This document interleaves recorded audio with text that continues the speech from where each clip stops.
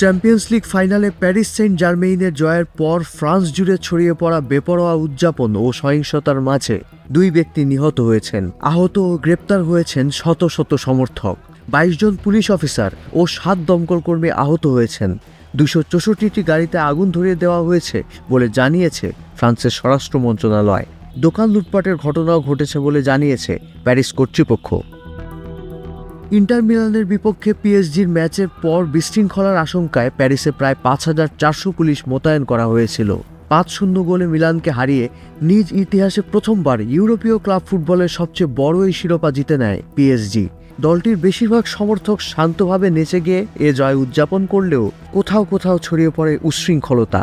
আতশবাজি ফাটিয়ে, যাত্রী ছাউনি ভেঙে গুড়িয়ে দিয়ে গাড়িতে আগুন ধরিয়ে দেওয়া হয়। নৈরাজ্য ঠেকাতে টিয়ার গ্যাস ও জলকামান ছোড়ে দাঙ্গা পুলিশ।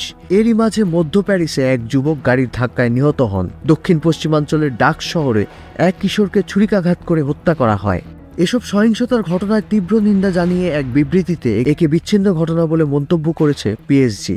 জড়িতদের খুঁজে বের করে শাস্তির মুখোমুখি করার ঘোষণা দিয়েছেন ফ্রেঞ্চ প্রেসিডেন্ট ইমানুয়েল মাখরোঁ। তাছাড়া ফ্রান্সের দক্ষিণ পূর্বাঞ্চলের গ্রেনোবলে পিএসজি সমর্থকদের ভিড়ে ধাক্কা দিয়ে ৪ জনকে আহত করে একটি গাড়ি। তবে সংশ্লিষ্ট সূত্র বলছে, চালক অনিচ্ছাকৃতভাবে এ ঘটনা ঘটিয়েছেন বলে তদন্তের ভিত্তিতে মনে করা হচ্ছে।